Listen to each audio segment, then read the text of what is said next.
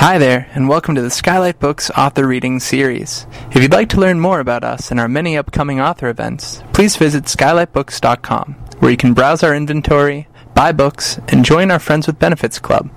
You can also follow us on Twitter, Tumblr, and Facebook. To speak to a real live bookseller, please call 323-660-1175. Thanks for your support, and enjoy. Please give a warm welcome to Jennifer Romolini. Hi. So I just recently figured out how this works. The first time I did it, it was really bad. I was signing books with just my first name, and people were like, that could be anyone. I refused to read at one reading. So anyway, I figured out how this goes, and this is how it goes. I'm going to read a chapter from the book. I'm going to explain what that chapter is, then we can do a Q&A, and then I'll sign books, and then we can drink or leave, which you probably would figure that out anyway.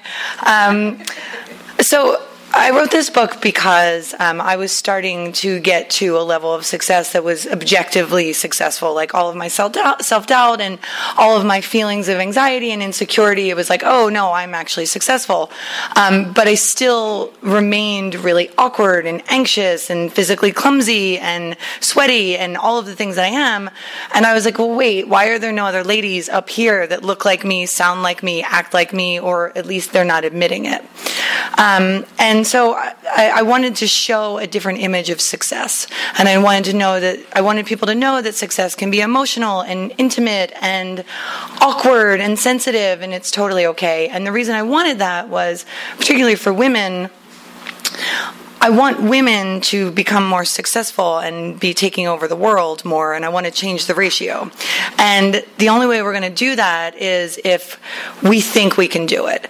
And if we only see images of this success porn that look like this, and they're blown out, and they have blazers on, and they look perfect, and inbox zero, and all of that, then fewer of us are going to go for it. So I wanted to be like, look, I'm a fuck up, but I'm still successful. So anyway, that's the book. The chapter I'm going to read tonight is sort of a bridge in the book. I went on 23 interviews before I got my first job. I was a fuck up until I was about 27 years old. Failed out of college twice. I had a failed marriage. It was not a conventional success in any way. And then I sort of went through media and found my way in it. But this was when I landed in a fashion magazine. I'll just read. I'll just read. Also, I still haven't gotten down that you're supposed to put a bookmark where you want to read, but you know what? This is just all part of the brand. It's fine. We're going to get there. All right, here it is. This chapter is called Fashion Magazines When You're Not Fashiony. My editor was like, I don't understand that title at all. And so I wrote a footnote out of spite, which was, this chapter could have easily been titled How to Survive the Job You Have, When Life Gives You Lemons, or Square Peg Round Hole. But I like this title better. Suffice to say, it's about making the most of a seemingly bad situation and how there's value in every position you'll have. So just a brief setup. I had gotten a job, which was a dream job for me, except that it paid nothing, but it was called the Chill Out editor of Time Out New York. And I literally, basically was paid to do drugs with people. Not really. I just a little bit of pot. But, get massages and, meditate. And, that was my job. Is this good acupuncture? Why, yes. So that's where I was when this begins. After 2 years working as the Chill Out editor, I come to be hired at a fashion magazine. I say come to be because I don't go after this job. It lilts toward me and finds me one afternoon when I'm sitting at my desk, late on deadline, deep into a vending machine snack coma, Fritos dust dotting my cheeks. I receive a call from the assistant to the editor-in-chief of the fashion magazine. The editor-in-chief wants to see me. She's seen my stuff. She likes it. The call is coming from inside this celebrated building that houses the famous media company with all the best magazines, the ones that everyone talks about, the one that's in movies. It's a call you can't not answer. It's a call people would give a small toe to get. Still, I am reluctant to go to this fashion magazine. I am leaving a job where I get company-sanctioned facials during office hours, where I get to write about people who make acid trip art, where I smoke pot with Woody Harrelson, where my literal title is Chill Out Editor. The people at my current job are my people, salty and weird and wonderful. Some of them wear Christmas slippers to work. This job pays me approximately $3 a year. When the big, rich fashion magazine calls and the editor-in-chief offers me a grown-up salary, I go because I haven't paid my phone bill on time for approximately 47 months, and because I am not stupid. Footnote, well, not totally stupid. When I arrive, the office smells like perfume and frosting. It's my first day, and the editor I report to is planning her wedding. She can't decide on the Louboutins or some other designer name I don't know. Everything looks too creamy. She is fatigued by this process. You have no idea. The cafeteria is downstairs, just a few floors beneath us. It is a stir-fry station, but no one eats the rice, and a sandwich station, though no one eats bread, and garlic-free hummus and garlic-free Caesar salad dressing. There is no garlic allowed anywhere in the cafeteria, someone explains, and there are only certain times you should go. Our office is located on the lower level elevator bank.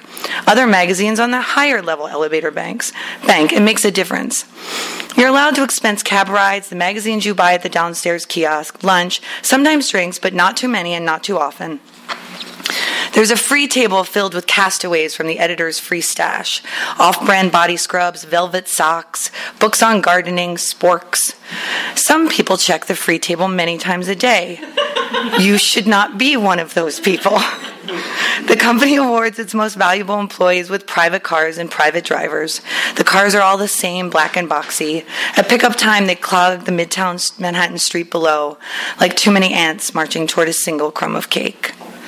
The office is organized in multiple departments: fashion, beauty, art, copy, but it's really sorted by Chanel haves and Chanel have-nots. There's stuff everywhere, desks and nooks piled high, closets overflowing, the hallway to the bathroom lined with racks upon racks of clothes. It's a hoarder's frenzy of acquisition, a reminder everywhere you look of the caste system of the place, who gets to pick, touch, play with, and often keep the stuff, and who does not. The mail comes once a day, bulky packages in soft envelopes, giant boxes wheeled in from some space in the building I never see. Messengers arrive hourly, toting game show level prize loot straight to corner offices and adjacent cubicles. It's Christmas every day. Assistants keep box cutters in their pen cups as if it's a requirement of the job. Fashion editors get reams of clothes and sometimes jewels, but beauty editors unexpectedly pull the best haul. Marc Jacobs wallets, Gucci totes, elaborate cakes, and magnums of champagne to wash them down. All expenses paid sojourns to the south of France and front row concert seats, $100 candles, luxury line cosmetics, lotions and perfumed lotions. They carried out the spoils each night in oversized shopping bags with ropey handles on their way to events where they will score more stuff.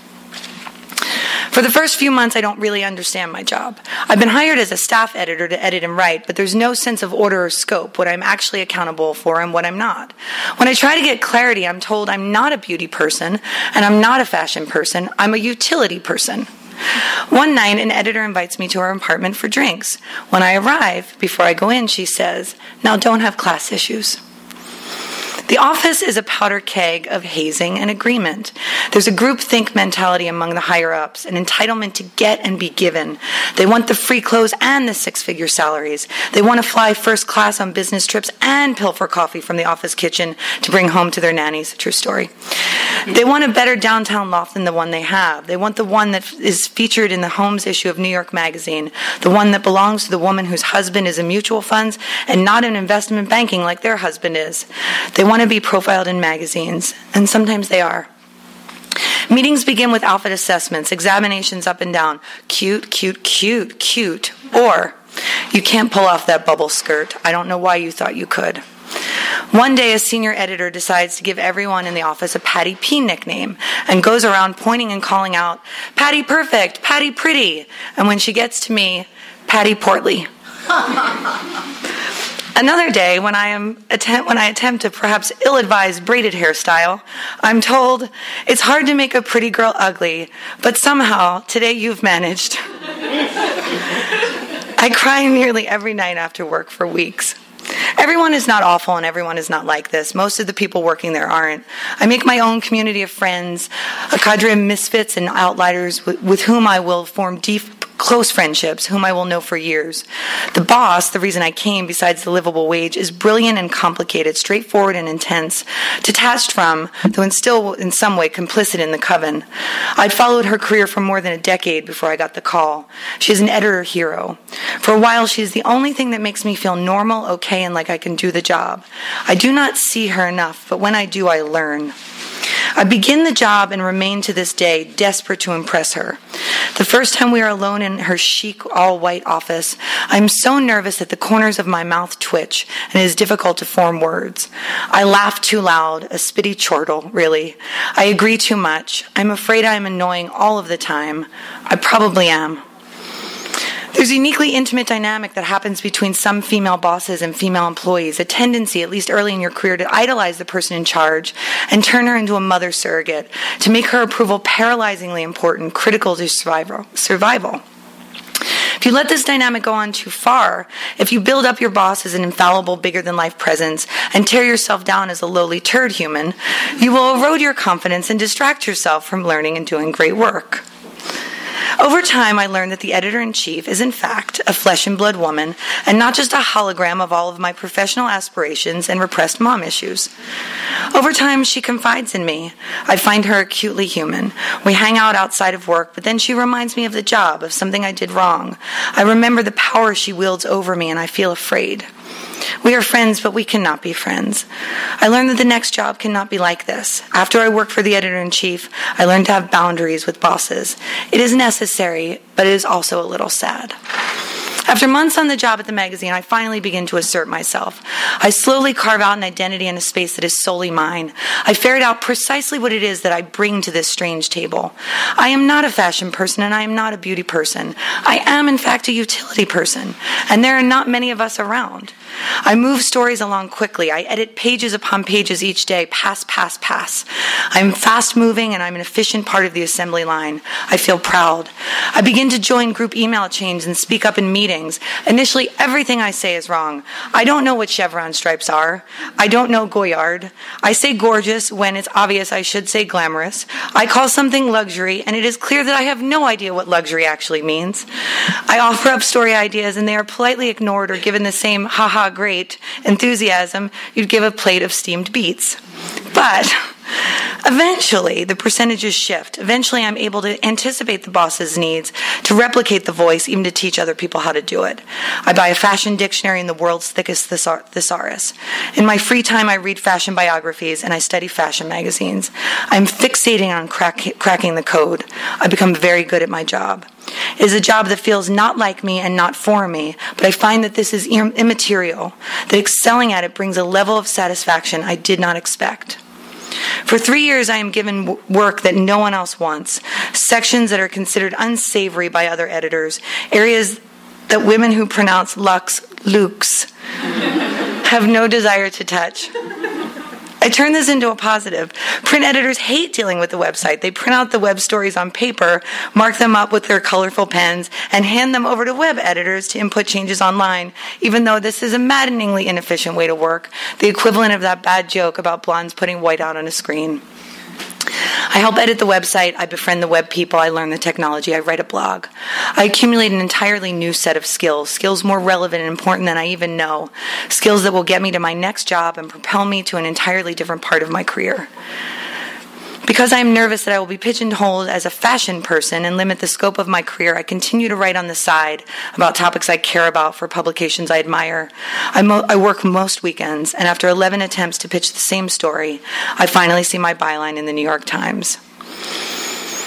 In my last year and a half at the fashion magazine, I make a wish list of everything I want to achieve before I leave. I do not include address the persistent chip on your shoulder or stop acting like an angry asshole. I leave those to-do items for some future me down the line. I consult this list every month to track my progress. I negotiate it slowly and awkwardly over time. Into year 4, I'm named deputy editor of the fashion magazine, checking off my last goal. 3 months later, I quit. My next job is as an editor at a big tech company. The dream has changed. I will never work in magazines again. That's it. it's hard to know when you're reading. I was like, should I just start skipping shit? Like, am I killing them? Anyway, so that I feel like that's a pivotal point, because it was like, oh, this is not like me, but you just have to do work anyway, and everything worked out. Does anybody have any questions about the book? Hi. Hi. I have 3 questions. Oh, excellent. I don't know what sporks are. You said sporks? Yeah, I did say sporks. Is that a question? Yeah, and then I'm wondering how you pitched something 11 times and got away with that. And, Yeah. And so you were 3 months in that top job, so you must have had some feeling or reaction to it. I'm just wondering. Okay, so the first one, a spork is a fork and a spoon combination. No.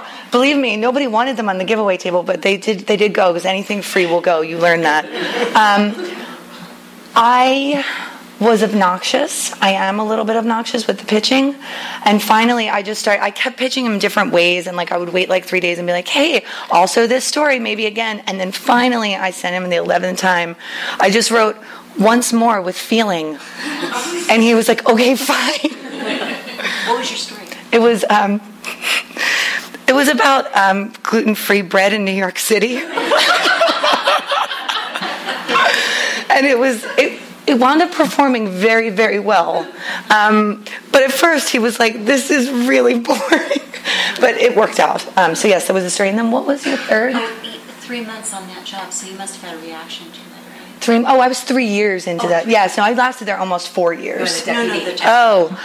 Before, I just wanted that title, and then I was out. I didn't care. I was already doing the job. I mean, that happens really often, that you're doing the job for a long time, and they're reluctant to give you a promotion, and I had already been doing the work, so not only was I really waiting for that promotion, I was also pissed that it was taking so long. So I got it, and then The pay increased too? You know what? The pay increase was not what I would have hoped. And then I also found out that people were making way more money than me, because I used to be a person who was like, oh, that's how much a job pays? I didn't have an understanding that there were different payment plans. I just thought it's minimum wage. This is what a job pays, but I never asked for more money. And so I was actually really underpaid at that job. And then what do you think of I'm sorry. No, go. Okay. I know everybody else here, so no, it's fine. I looked at both, and so this I'm totally. This was lucky. Okay. Yes. So, okay. What do you think of the genre of hate your boss books, and Joe Didion even worked at Vogue, and yes. And happily, I guess. Well, she adjusted like you did. This is a pretty positive book you're writing. Yes, I didn't want to write an axe to grind career memoir. And the editor in this is Kim France, and we have a complicated relationship, but it would not be fair to put it all on her, nor is it fair to put it all on me. And I wanted to be really generous with everybody in this book, because I don't see what the point is of being really negative. And also, why would I want to commit career suicide like that? If I just talk shit about people and I'm not generous, who's ever going to want to hire me again? But more than that, I think it is that balance and the self-awareness that it's probably your fault too. But that sorority atmosphere is so weird, isn't it? Yes. Yeah. Yeah. No. Yes. No. It was obviously. I mean, I've just announced I was called ugly and fat. It's not a pleasant environment. But that doesn't mean that you should run away, because I got a lot of value out of that job, even though I knew. I walked into that job, and I remember saying to my husband, now he was my boyfriend at the time, I feel as bad about this job as when I went into the telemarketing job that sold death and dismemberment insurance. I had this same visceral reaction, what the fuck is this place? And I wanted out in week 1, but it was I also recognized it was a good job. Did you adapt to the survival skills, like not moving your chair when people wanted to pass and stuff like that? Did you do that petty stuff? No, I'm not. I don't have enough physical presence or awareness to do that. So you had a few nice people who didn't do the pain? Yes. Yeah, I found some misfits and outliers. Yeah. Yeah. Anyone else?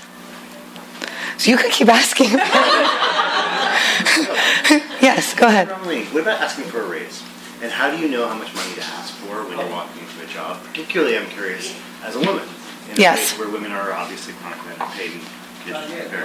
Well, I think everybody should be talking about how much money they make, particularly women. I think we really have to. So I ask people, how much money do you think this job is? I ask men how much money this, because when I was at Yahoo, there was somebody who was doing the same job as I was, doing it poorly and making double what I was, and he was a man, and I I will never let that happen to me again, because I was so infuriated by that. So now what I do is, because I have not the best sense of money, I think of the highest number I can think of, and then I add 10% on top of it. But and I still probably am underpaid, honestly, compared to men. Diva. When things aren't going your way career-wise, yes. What do you tell yourself to keep going? Well, there's a lot of things, right? You tell yourself, and it depends on what stage you're at, right? And how are things ever really going your way? Because jobs suck, right? And it's there's some, the ratio sometimes sucks less. Sometimes it's 50-50. Sometimes it's 60-40. But usually it's at least 60% sucking and 40% good. It's just jobs suck. So, but we all need to make money, right? So I think that I just have a thing that I always have more to gain or more to lose than I do to gain, and also I'm really competitive, so I just want to keep going. But I think that specifically what you're talking about is finding your path. That's different than as you get later into it. And I think that finding your path takes rolling around in the world for a while, figuring out what you want to do, accepting your failures as sort of part of the process. I think that's a different thing than where now I'm just oh God, that conference call. That's a different story than I don't really know what I want to do. Anyone else? Lily. What were the differences between working in women's media and then in a less gender-oriented kind of tech company? Well, the differences were immense. Working for men is obviously most men, but working for men is a totally different thing. I had not been accustomed to it, and I didn't like it. I didn't like how much red tape there was. I didn't like how much wasted time there was, just conference calls and just administrative battles and just overcomplicated of everything. But I'm pretty good at working systems, and in a big company like that, if you can figure out how to work this system, you can become very successful. And I did derive a lot of satisfaction out of that, and also beating men, and I enjoyed that very much. Yes. What did you pitch last? What did I pitch? What story? Right? Yes. Okay, so what was your last pitch? I pitched two things when I was working on this book. I pitched a story to Elle, which they took, and but it made me kind of change it a little bit. What was that on? It's about having. I've gotten both of my rings stuck, so I'm going to have a hard time talking to you guys. But it's okay. All right, I got out of that. It was about how I had this chin fat, and I went into a dermatologist, and she was like, "You have a big fat double chin. You should have that frozen off." And then she brought in more dermatologists, and they were all staring at me like I was Rosemary's Baby. And then no, it was fine. It made a very funny story. I'm happy for the experience. And then I just had a vacuum on myself, and had to go to work with a hickey the size of a skee ball. So anyway, I thought that would be an interesting story, and it was. And then I pitched a story about every bad boss is a coward. And I had a really... So thank you. I thought so too. Oh, it didn't. It got killed at New York Magazine because the editor was she was really difficult. And I'm an old lady. I've been doing this. Not an old lady, but I'm in my 40s. I've been doing this for a long time. It was incredibly humbling to have someone just be really difficult with me, be really condescending to me, and then ultimately reject me and tell me she would give me a kill fee. So it never gets better, So, sorry. Give me your thesis on that story. No, we're not doing that. We're not doing that. That's fun. That might be fun for you, but it's not going to be fun for me. Anybody else? Hi. Hi. I want to know how you stay humble through all this. Is it because you just remember your past, or you found an A to Z? How are you still nice? Well, I find everything else to be bullshit, right? Like I find, first off, I had so many bosses that terrorized me. I would never, the thing that I am most proud of is that I'm a compassionate boss, that I'm a generous boss, that I really think about everybody who works for me and really think about them and where they're going to go and like stay with them for years over their careers. And oh my God, I'm seeing so many people, I'm going to cry. But also, that's just not who I am, and I was never going to change my fundamental being to be successful. Like, it's not worth it to me. And When you have a bad boss, you turn into a bad boss. It's like the bully. I mean, I guess. I mean, it did the opposite for me. I turned it around. I learned what I didn't want to be, but I also just am not comfortable in those. I mean, look, I'm a kid from a blue-collar family. I'm not comfortable in those, like, I'm a big, fancy, rich lady. Like, it's not my zone. So I'm down to earth because it's just who I am. It would be really weird if I stopped being down to earth. So, anyone else? Chris? Yes, so I've read some of your interviews. Yes. And I know it's in the book, but can you talk about, say, you're at the end of a bad marriage when you're young. Yes. You're working as a waitress. Do you have a vision of where you want to go, and how do you make that happen? No, I didn't have a vision, and that was something I really tried to dispel in the book. Like these origin stories, like it was meant to be, and I jumped up on the balance beam, I got behind the race car, like I always knew, just this thing. And my mom tells the story like, you were always supposed to be a writer, and I'm like, that's bullshit. Like I really didn't have any idea that I was going to be a writer, that I more than anything else.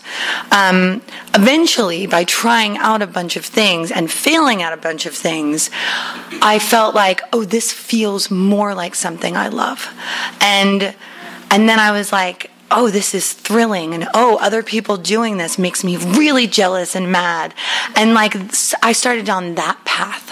But I still think that I thought the idea of being a writer was really highfalutin, and I couldn't conceive of that as a career for myself. And I think honestly, just until recently, I've been like, oh, I wrote a book. Now I can be like, I'm a writer. But I think it's hard to accept those labels for ourselves, And I didn't always know what I wanted to do, but I figured it out. Yes. So it's a common accepted myth that women who want to achieve anything can't marry and can't have kids. Most of the female achievement historically has been childless, single, right. And I'm just wondering, that marriage question was so interesting. How do you see? Give us your advice. Well, I mean, look, I don't think anybody has answers to this stuff. I think it's all trial and error, and sometimes you're just screaming fuck at the top of your lungs because everything's falling apart. But I think it is a matter of priorities and what you want in your life and figuring out the pie chart of your life. I knew I wanted to have a kid. I derive a great deal of pleasure from being a mother and from being in a long-term relationship. But when I was pitching this book and I was talking to agents, I was talking to a lot of female agents, and they said, well, where's the having it all section? And I was like, that's garbage. I'm not writing. I don't have it all. I have some, and different times I take what I can get. I think that's changing, and I think that, men are becoming more supportive and we're figuring out more solutions. I don't think we're as far as we should be, but I do think that we can't only want to have professional success. For me, the pie chart just can't be that, because that's not enough. I find that at the end of the day, I find it challenging and exciting and rewarding, but it's kind of hollow if that's all you got. I think if you don't have a personal life that's growing at the same, or a personal resume that's growing at the same rate as your professional resume. But that was for me. Everybody's different. But I think that having it all is bullshit. And I don't know. I just prioritized. When did you realize it was a bad marriage? You're really a hard question asker. Well, I mean, everybody has read this book, so here I am, nude for all of you. I got pregnant, and so I decided I would marry him. My parents had been teenage parents. I had been raised Catholic. I don't know what I was doing. I was just like, well, I'm lost. Maybe I should have this baby. And I had a miscarriage at 4.5 months, a week before our wedding, and I went through with the marriage anyway, even though I knew before I even married him that I shouldn't. But I couldn't handle not saving face. I had at that point failed so many times that I just couldn't handle like a public humiliation like that. So I went through with the marriage and then was sort of really deeply unhappy for 3 years. And then finally I tried to leave him, and my car broke down before I even got out of the driveway. And then I was kind of like, okay, fuck this. This is like a colossal joke. Like, I just need to pull myself together. And that, I don't know what that was. It was 17 years ago, 18 years ago. And then I just did it. I put myself back through school and I figured it out. And, I think it's better when it's hard. I think my life, I'm so grateful for my life because I saw the alternative and I was so unhappy in it and so bored and lonely. So, thanks. Anyone else? I didn't say this at the beginning because I was too freaked out, but thank you so much for coming tonight. Like, I'm so grateful to see all of you here, and it means the world to me. So thank you so much. I'll sign books. You've been listening to the Skylight Books author reading series. Don't forget that you can listen to this and all of our other great podcasts at skylightbooks.com. Thanks again for stopping by, and we hope to see you soon.